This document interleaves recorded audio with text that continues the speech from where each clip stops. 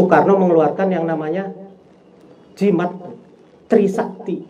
Yang Orde sebutkan nama-nama ikan, tetapi ikan kita impor. Waduh, hilirisasi itu udah nggak masuk akal itu ya. Oke, itu satu. Hari ini kita akan berbicara tentang berbangsa dan bernegara dari perspektif kebudayaan.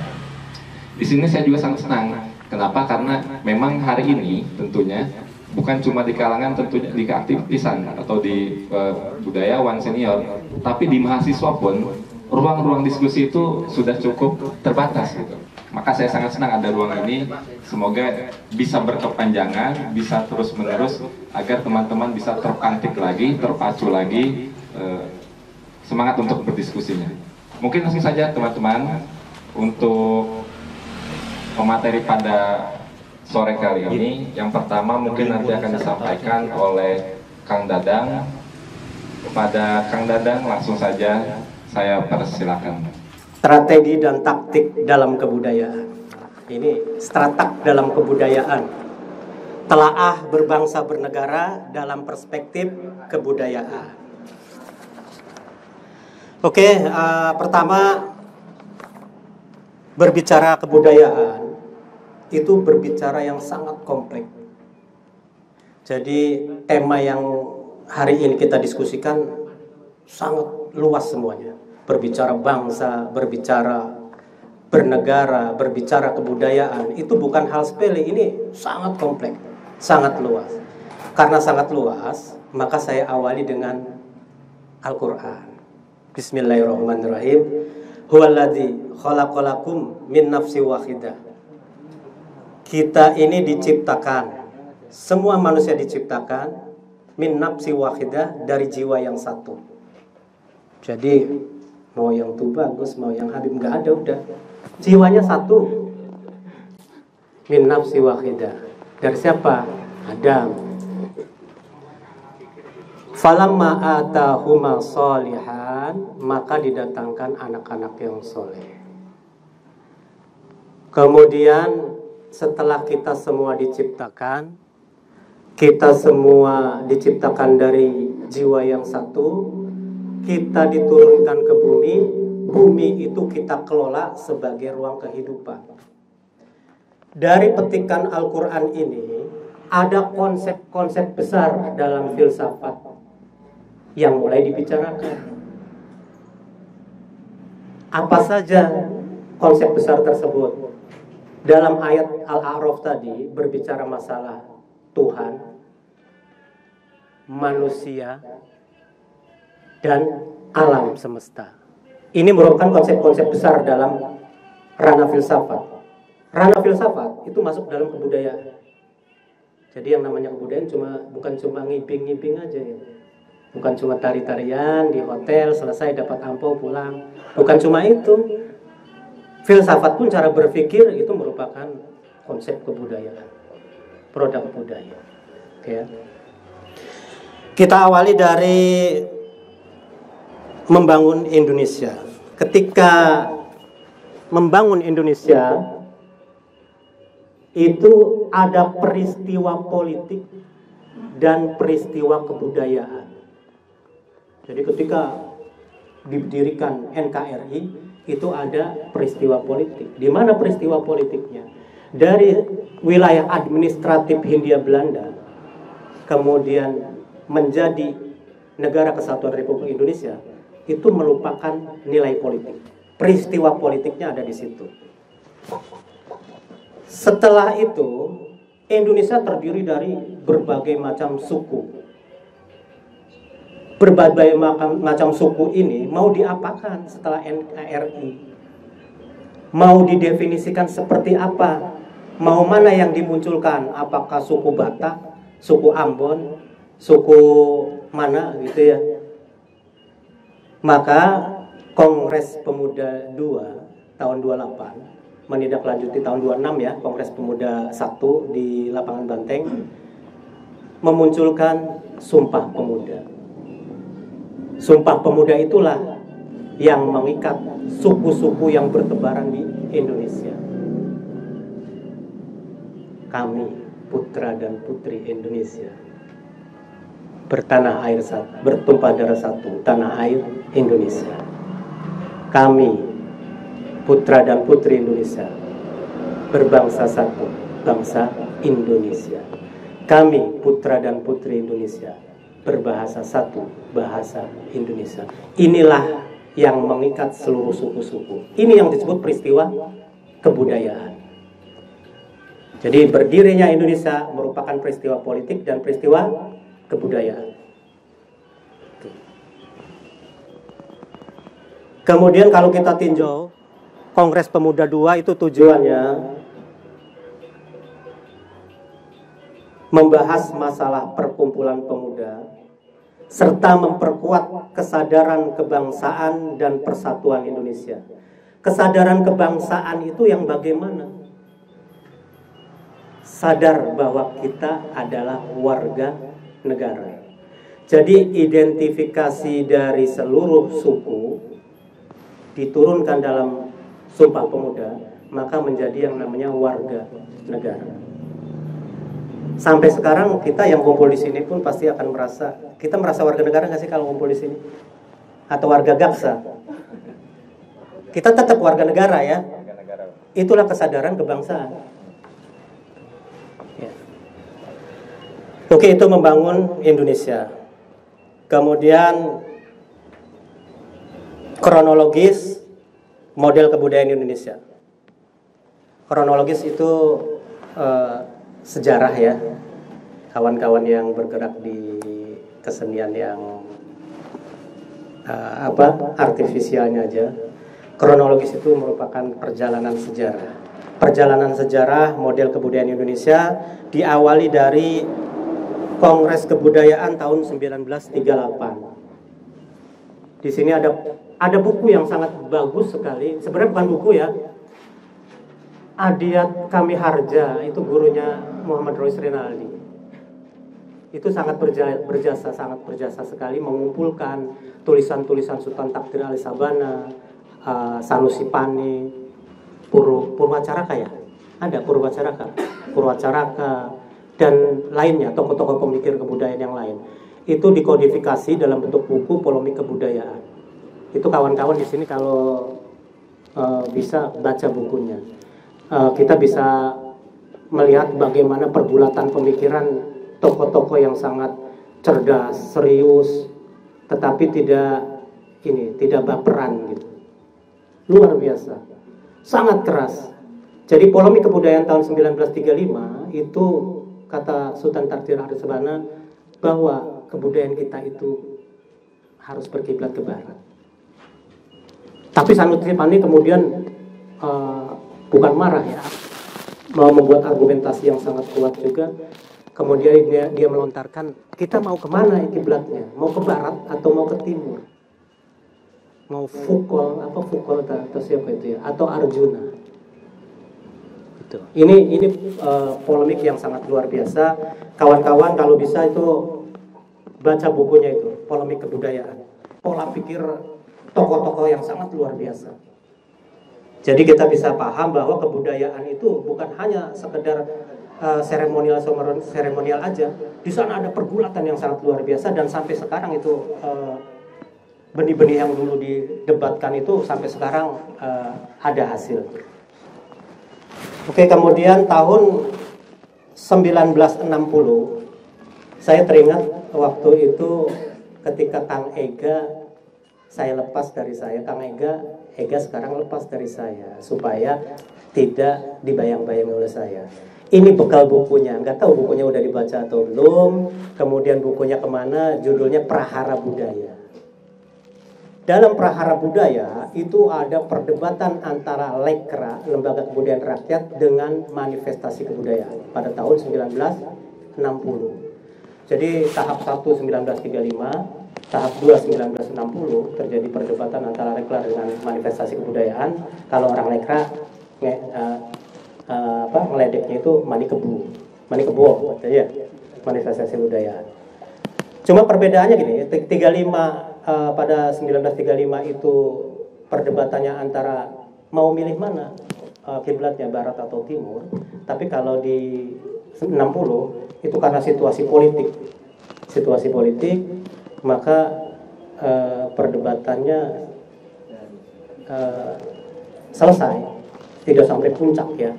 Cuma orang menyebutnya kalau dalam buku Prahara Budaya itu ada perdebatan antara ya bahasa kampusnya realisme sosial dengan humanisme universal. Apa itu ya? Bos pokoknya gitu aja. Nanti tanya ke pembicara Muhammad Rais. Jadi setelah perdebatan pertama tahap 1 itu berbicara Timur Barat, tahap 2 1960 berbicara realisme sosial dan humanisme universal. Kemudian masuk ke dalam model perilaku sehari-hari. Nah, model perilaku sehari-hari ini menjadikan kita sebagai warga negara ada tidak kita di situ. Yang pertama ada warisan kolonial. Warisan kolonial itu kalau dalam dunia pendidikan sekarang ada bangku, kursi ya. Itu warisan kolonial itu. Warisan Belanda. Kemudian warisan kolonial itu ada yang namanya politik etis ya. Politik etis.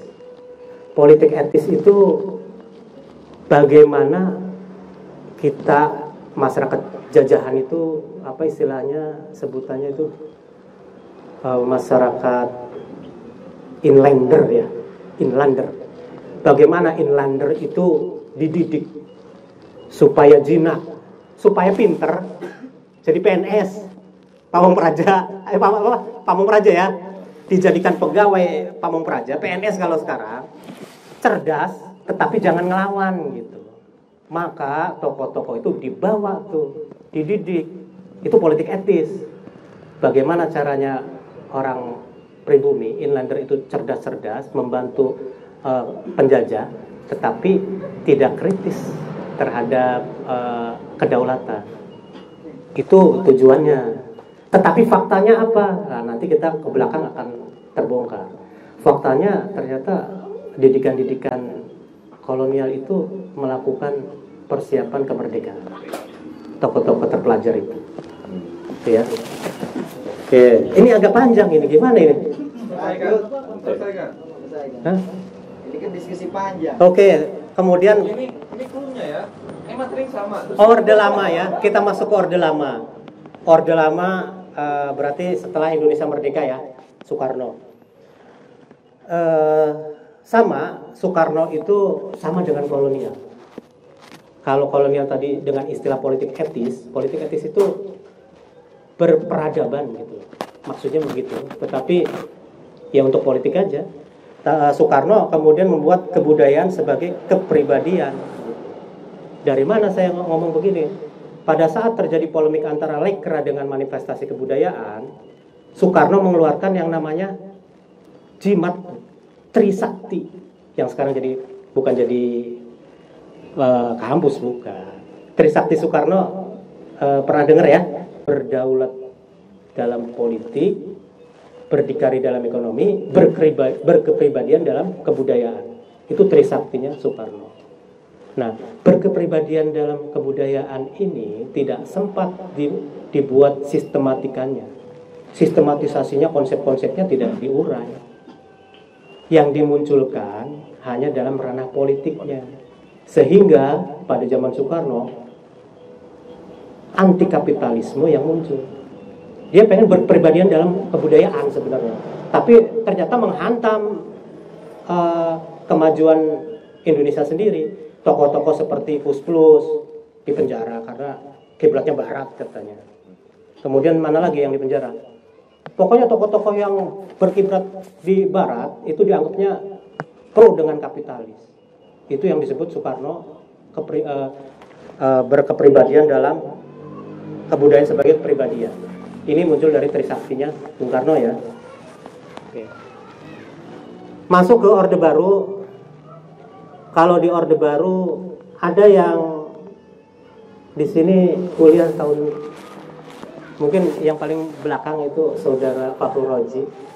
sempat merasakan NKKBKK enggak Pak Fahru Roji? Normalisasi keadaan kampus. Kalau nggak salah, saya memang kuliah tahun 98 ya. Saya kuliah itu 98, era-era NKKBKK itu mulai terkikis, tapi aromanya masih ada. Normalisasi keadaan kampus itu, jadi hampir sama dengan yang disebutkan Adam tuh. Semua mahasiswa, semua aktivis pergerakan, semua dinormalkan. Namanya NKK, normalisasi keadaan kampus. Berarti pada zaman Orde Baru, kebudayaan menjadi alat pedagogis. Pedagogis. Menjadi alat pendidikan. Pendidikan yang bagaimana? Pendidikan yang menenteramkan, menidurkan. Jadi tahun, kalau saya 98 ya kuliah ya, itu aroma NKK-BKK masih ada. Jadi ketika masuk kampus itu, aktivis-aktivis memang bungkam. Itu akibat kebudayaan menjadi alat normalisasi. Itu ada di Orde Baru, zaman Soeharto. Ya. Tapi kenapa saya sebut aroma-aroma NKK-BKK masih ada? Karena pada saat saya ospek itu masih ada P4. Masih ada P4 nggak waktu TB? Udah nggak ada ya? Berarti saya ini ya, kawak ya. Kawak banget ya. P4 itu Pancasila, saya harus benar-benar kayak semacam sakralisasi Pancasila gitu. Ini NKK-BKK. Padahal kan Pancasila bukan untuk disakralkan, tetapi untuk didialekkan dan untuk kita ambil substansi ya, esensinya. Jadi Orde Baru kemudian sebagai fungsi pedagogis, melatih perilaku, alat kontrol untuk stabilitas politik. Itu Orde Baru. Kemudian karena stabilitas politik, maka seremoni-seremoni kebudayaan itu muncul di era Orde Baru. Kalau almarhum Soeharto datang tuh disambut dengan tari-tarian. Itu merupakan matra kebudayaan dalam bentuk estetis material, bukan dalam bentuk progresif, ideologi yang progresif. Jadi kebudayaan itu ada dua sudut ya. Ada sudut ideologi yang progresif, ada sudut yang materialis estetis. Yang hidup sekarang adalah kebudayaan yang material estetis. Sementara fungsi kebudayaan sebagai ideologi yang progresif, berpikir, beradu gagasan, seperti tahun 35, 60, hilang. Nah, era reformasi saya mengalami. Bagaimana saya menjadi mahasiswa baru, kemudian dicemplungin, itu dilemparin ke tengah-tengah Senayan, kebingungan sendiri saya itu. Orang mahasiswa baru, kemudian saking ngerinya masuk ke warung kecil, buka alma mater, sudah nunggu ada mobil umum lewat, ternyata nggak lewat-lewat tuh. Lewat jalan-jalan tikus, sampailah tempat yang aman. Tempat aman saya adalah musola atau masjid. Gitu ya. Jadi era reformasi adalah era keterbukaan, kebudayaan terbuka, buku-buku. Saya waktu itu sempat punya buku banyak sekali, Das Kapital, Karl Marx, kemudian kaum sofisnya punya siapa itu dosen dari Driakara.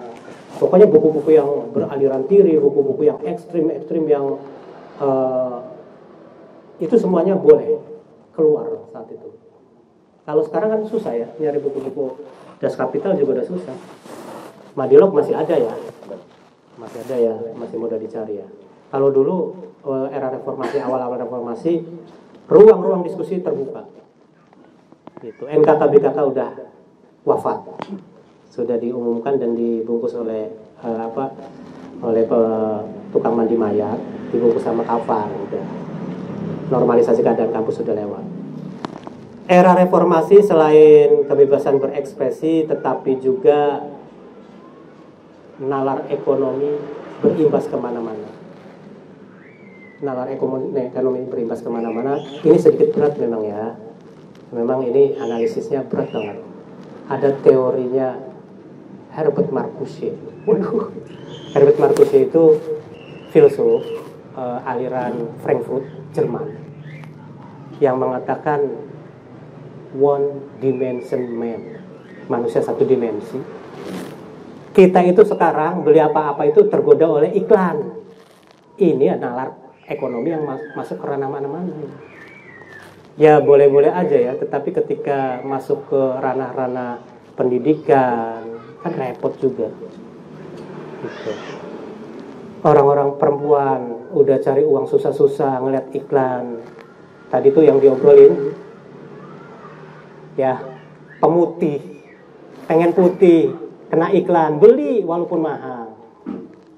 Ini nalar-nalar ekonomi yang masuk ke ranah manapun akibat reformasi yang sangat terbuka.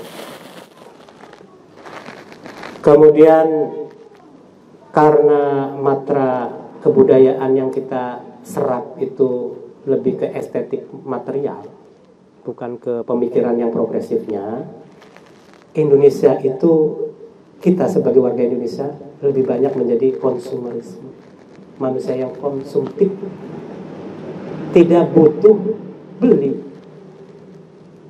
Harusnya sebagai warga negara yang cerdas, kita beli sesuatu itu perlu atau tidak perlu dulu gitu ya. Tapi kita udah keterajang konsumerisme itu. Tapi di sisi lain Indonesia sudah era reformasi semakin terbuka, tetapi identitas kebudayaan semakin terpuruk. Saya tadi pagi pas istri lagi masak kehabisan garam, kemudian nyuruh, "Bah, beli garam sih." Saya teringat mau diskusi nih, garam ternyata 5.000 sekarang ya. Ada sih yang 2.000 ya. Ternyata garam juga barang impor ya sih. Garam itu impor. Kemudian ini baru era reformasi ya. Ada yang kelima era, harusnya orde sebutkan nama-nama ikan ya harusnya ya. Orde sebutkan nama-nama ikan. Tetapi ikan kita impor. Terus identitas kebudayaan kita ada di mana? Impor semuanya. Australia, Cina, Tiongkok. Memang saya belum cari data yang validnya karena saya 3 hari sakit. Saya hanya cari searchingnya hanya di BPS saja. Data-data bahan pangan yang diimpor apa saja. Ternyata garam, ikan, beras dari India, dari Thailand, beras. Kemudian kita pakai batik, bangga batik. Tapi batik yang mahal. Yang sutra. Kan sutranya dapat impor juga kan? Ini nggak nyampe 100.000. Emang sutranya kita punya? Enggak punya. Pewarnanya dari mana? Dari Thailand. Impor semuanya. Jadi identitas kebudayaan kita sudah mau dikemanakan. Maka saya buat judulnya Strata Kebudayaan. Nanti endingnya bagaimana strategi dan taktik kebudayaan kita ke depan. Yang kalau sudah kita lihat sekarang semuanya sudah impor barangnya. Jarum pentul aja impor ya. Ya yang perempuan mah itu. Nong, yang perempuan pakai jarum pentul enggak? Di jilbabnya. Impor ya. Peniti juga ya. Gunting kuku. Ya, semuanya. Nah, berarti strategi kebudayaan, taktik kebudayaan kita berarti nanti masuk nih ke dalam taktik kebudayaan. Itu taktik itu kan sehari-hari yang kita lakukan ya. Sebenarnya saya tulis juga nih, saya malu juga banyak aktivis saya, masanya saya nyebutnya taktik itu bla bla bla bla, nanti ada diprotes, "Bang, itu kan taktik dalam sudut pandang HMI." Jadi saya sebut aja lah, taktik itu aktivitas kita dalam keseharian sebagai warga negara. Ya, yang pertama itu kita nanti kalau punya anak orientasikan ke salah satunya ke teknologi juga, karena sekarang teknologi orang-orang kalau di persentase yang mengambil jurusan teknik itu terhitung. Ya, tapi nggak selesai. Nggak selesai ya. Dia kan ngambil Bob Sadino. Iya. Persoalannya apa nantinya gini. Sekarang kita lihat industri manufaktur ya. Industri manufaktur, kalau kita tidak punya insinyur-insinyur ke depan, ahli-ahli mesin, mau bagaimana ya? Mau gunting kuku dari import. Padahal hilirisasi itu udah nggak masuk akal itu ya. Oke, itu satu. Reformasi itu jadi kontradiktif. Era keterbukaan dibuka, tetapi import masuk, nalar ekonomi masuk, budaya baca kita rendah. Ya, itu survei BPS. Tapi untuk yang pementasannya mengandung pesan-pesan yang ideologis, itu saya pikir masuk ke dalam ranah berpikir yang progresif ya, kebudayaannya ya. Tetapi kalau yang tari-tarian hanya ugel-ugelan doang, itu yang masuk material estetis. Tapi kalau yang maaf bukan membela diri, teater yang memiliki pesan yang progresif, itu masuknya kebudayaan yang progresif. Gitu ya. Mulai frontal. Indonesia kalau bisa sekarang sebagai warga negara, kita mulai pelan-pelan menyerap kebudayaan dalam bentuk ideologi yang progresifnya. Pelan-pelan aja. Sehingga dengan cara apa? Kita belajar untuk membuat untuk kalau kita mau belanja itu perlu atau tidak dulu, dipikirkan dulu, itu pakai pemikiran dulu. Kemudian tradisi keilmuan, berpikir kritis, jujur, peka, kemudian bagaimana kita merasa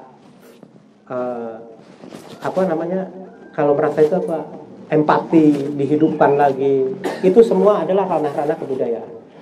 Kita ingat pada ini mau tahun baru ya. Apakah kita mau merayakan tahun baru? Ya tergantung. Tergantung sponsor. Tergantung sponsor ya. Berarti itu kepekaannya tidak ada. Kalau kita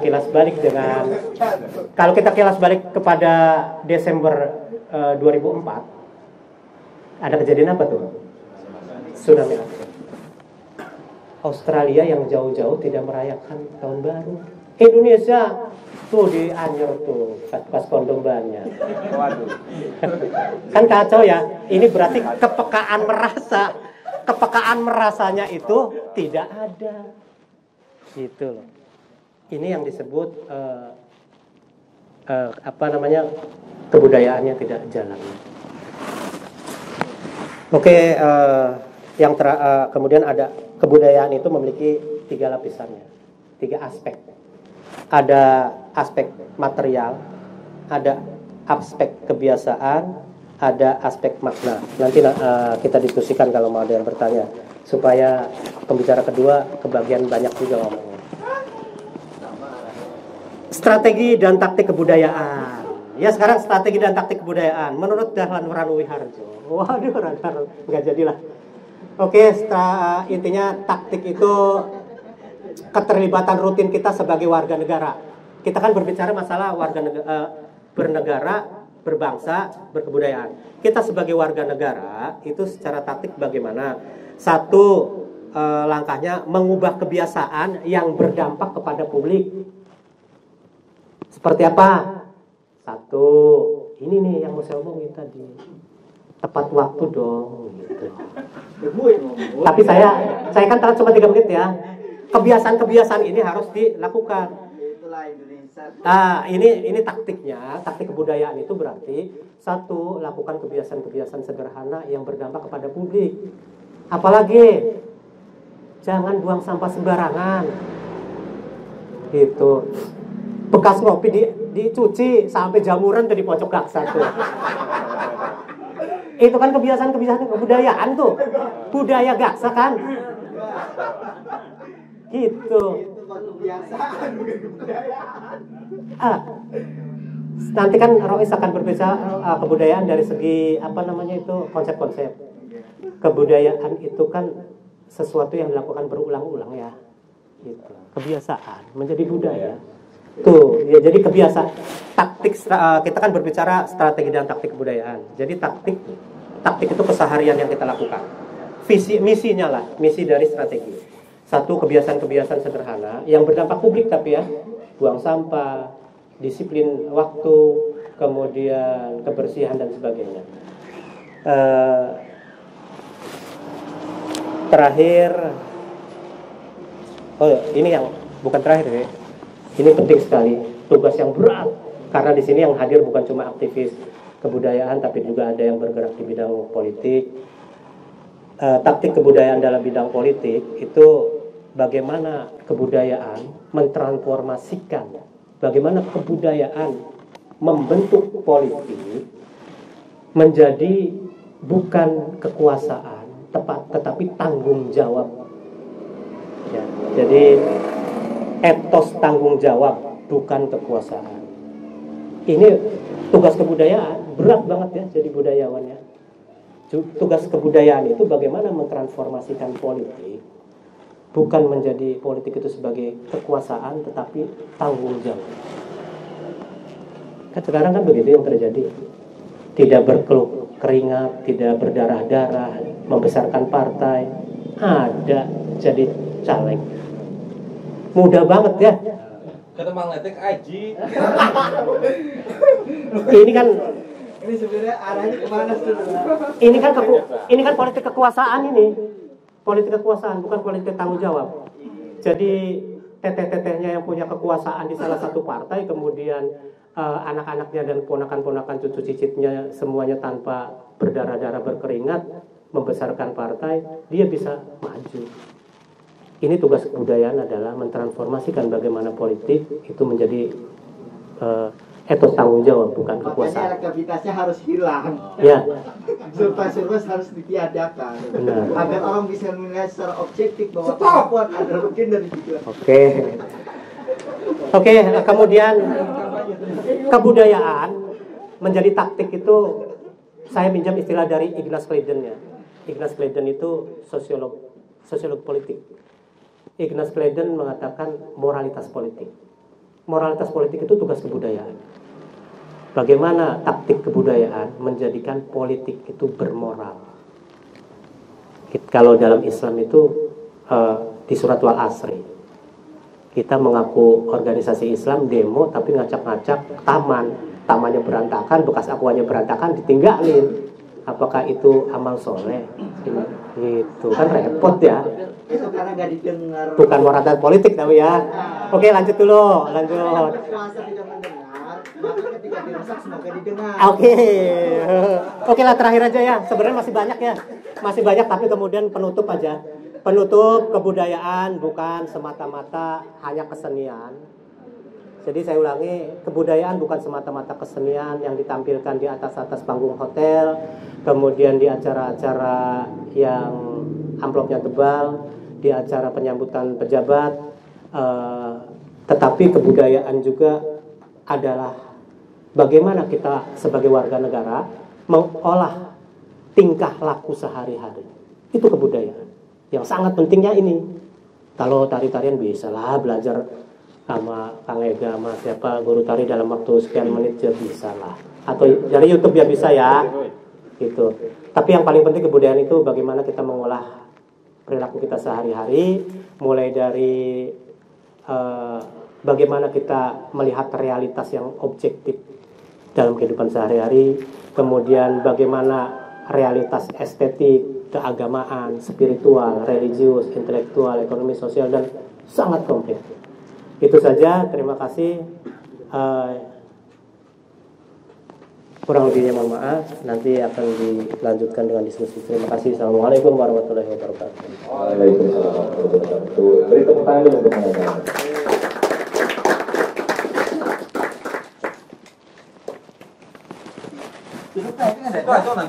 Kan saya mau ngeliat dari tampak depan. Orang tanya jawab kayak gimana? Iya, nanti duduk lagi dong.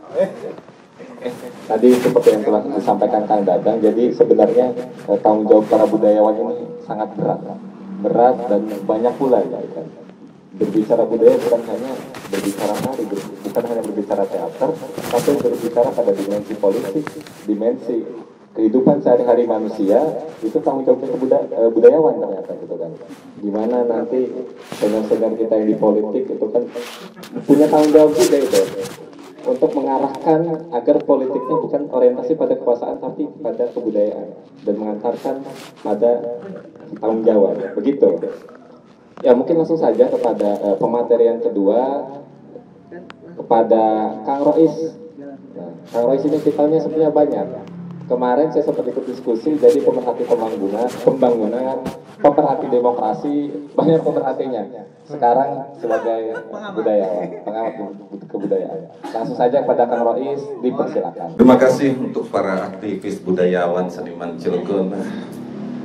Apa yang disampaikan oleh Kang Dadang bagi saya sudah lebih daripada cukup, dan memang itu yang ingin saya sampaikan.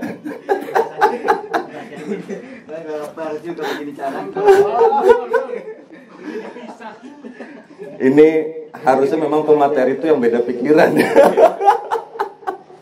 Ini pemateri dua-duanya sepemikiran, kan repot. Sealur nih. Paling saya ingin menguatkan beberapa, melengkapi ya, bukan menguatkan. Beberapa hal yang sudah disampaikan Kang Dadang di awal mengatakan bahwa kita itu diikat oleh Sumpah Pemuda yang terjadi di 28 Oktober 1928 yang didahului oleh Sumpah Pemuda atau Kongres Pemuda di tahun 1926.